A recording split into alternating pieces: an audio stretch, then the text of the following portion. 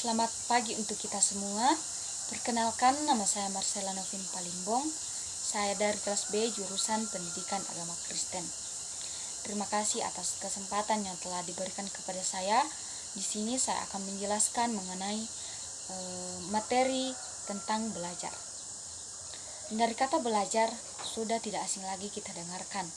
Bahkan setiap hari kita mendengarkan kata belajar.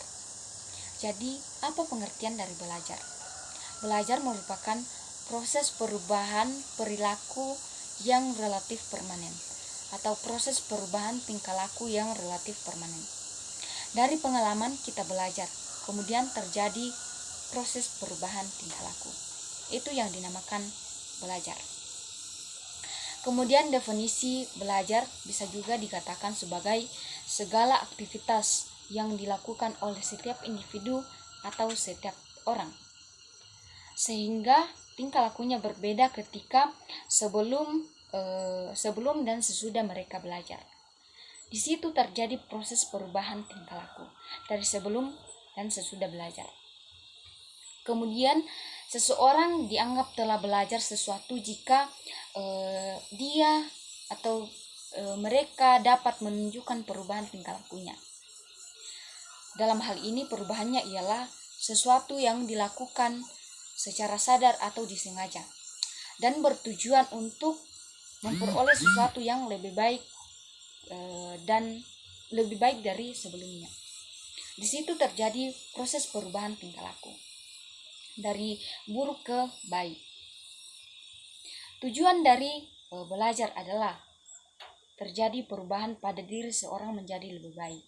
Contohnya, yang dulunya merokok sekarang sudah tidak merokok, yang dulunya mabuk-mabukan sekarang sudah tidak mabuk-mabukan, yang dulunya keluyuran sekarang sudah tidak keluyuran, dan lain sebagainya. Banyak contoh dalam kehidupan kita yang bisa kita ambil.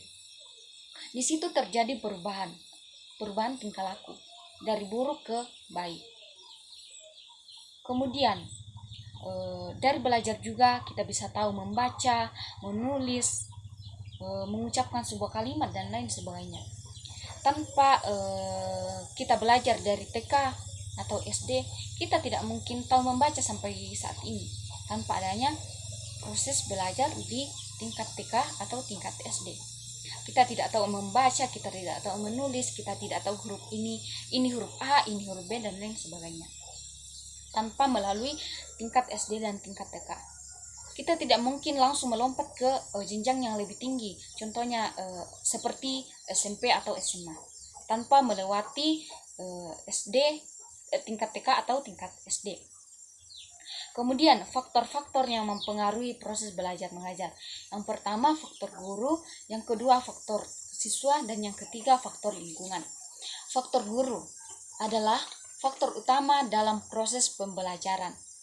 Berhasil atau tidaknya sebuah pelajaran tergantung pada guru yang membelajarkan atau yang memberikan sebuah materi kepada siswanya atau memberikan sebuah materi terhadap siswanya.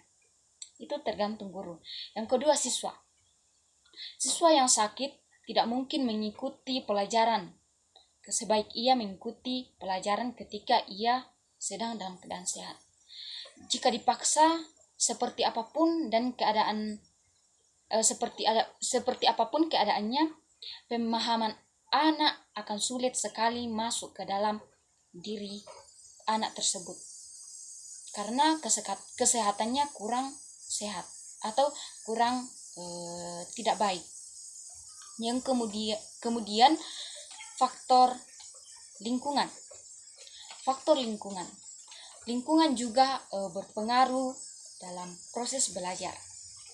Sekolah yang baik adalah sekolah yang seharusnya menjauhkan dari kebisingan dan polusi karena dapat mengganggu proses belajar mengajar atau dapat mengganggu proses pembelajaran.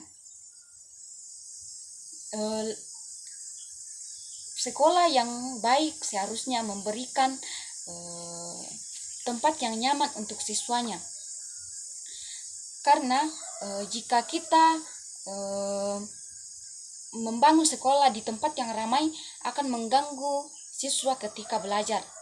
karena terlalu banyak keributan di lingkungan sekitar. Yang kemudian kesulitan dalam belajar. Kesulitan belajar adalah suatu kondisi yang ditandai oleh adanya hambatan dalam mencapai tujuan, baik yang kita sadari maupun tidak kita sadari. Jadi, kesulitan belajar adalah suatu kondisi yang ditandai oleh adanya hambatan dalam mencapai tujuan, baik kita sadari maupun yang tidak kita sadari. Kemudian, latar belakang kesulitan dalam belajar. Yang pertama, faktor internal, meliputi kelemahan fisik. Kedua, kelemahan mental. Yang ketiga, kelemahan emosional dan kebiasaan dan sikap yang salah. Itu faktor internal. Yang kedua, faktor eksternal. Yang pertama, terlampau beban berat belajar.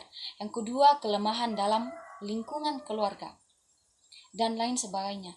Masih banyak contoh yang dapat kita ambil dari lingkungan sekitar. Ya, sekian penjelasan dari saya tentang materi belajar. Semoga dapat bermanfaat bagi kita semua. Sekian dan terima kasih. Tuhan Yesus memberkati.